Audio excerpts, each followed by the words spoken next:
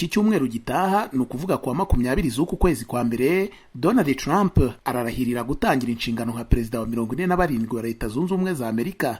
Ni ukugaruka ku butegetsi kw'amateka ku mugabo mu myaka 9 gusa wahinduye ishyaka ry'abarepublikani mu gihugu kigenda kirushaho gucikamo ibice.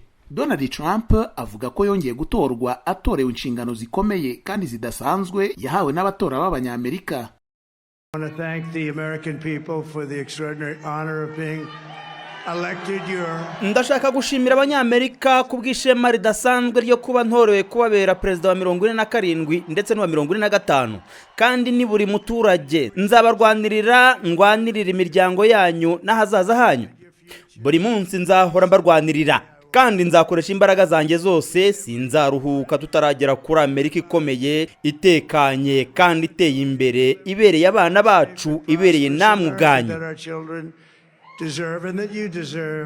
Ukugaruka ku butegetsi kwa Trump ni kimwe mu byerekana imiterere ye yo kutemera kwakira oya nk'igisubizo. Nibwira ko ibyo mubona ari umuntu ufite icyizere kidasanzwe inyurabwenge rye. Bruce Butner na Susan Craig ni abanyamakuru b'inkuru zicukumbuye mu kinyamakuru The New York Times, bakaba n'abanditsi b'igitabo Lucky Loser, umuhombyi w'umunyamahirwe tugenekereje mu Kinyarwanda. Icyo gitabo cyabo kigaruka mu buryo bunenga uko Trump yiremyemo umuherwe wabwihaye ubwe. Kuva mu ntangiriro ya za 80 ntiyigeze yizera abantu bafite ubunararibonye mu kintu icyo ari cyo cyose. Yahoraga bategeka gukora ibintu mu buryo we ashaka ko bimera. Amagorofa ya Trump yagiye yandikwaho izina rye mu nyuguti nini ziri mu ibara rya zahabu, ikigaragaza inyota yikabije no kwimenyekanisha. Aha Susan Craig ibyo arabigarukaho. Yari afite imitungo y'agaciro ka miliyoni 200 ubwo yavugaga hari mu kiganiro yahaye The New York Times. Izo zaje kwiyongera zigera kuri miliyari y'amadolari nyuma y'imyaka 10 nk'uko yabigarutseho mu kiganiro 60 Minutes gitambuka kuri televiziyo CBS yo muri Amerika. Trump yabaye indashyikirwa mu kwireherezaho abantu ngo bamukurikire no kwihinga mu kwimenyekanisha nk'umuhanga mu gushaka no kubona amasoko. Yinjije za miliyoni nyinshi azikesha gucuruza izina rye. Icyakora hirya y'iri terambere habaye ingorane. Kompanyi ze z'ubucuruzi zamenyekanishije igihombo cya burundu inshuro 6.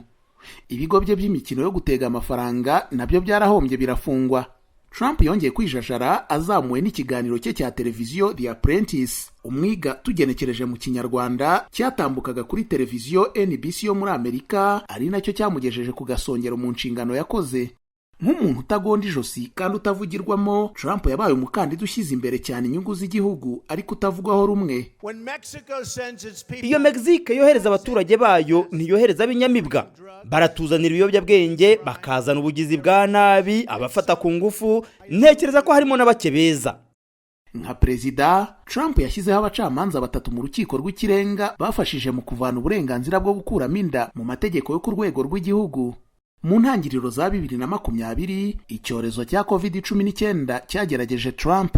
Yihutishije ikorwa ry'inkingo zirokora ubuzima, ariko yanabaye nk'usaba ko abahanga mu bya siyansi bareba niba imiti yica udukoko ikoreshwa mu ngo itakwifashishwa mu kwica iyi virusi.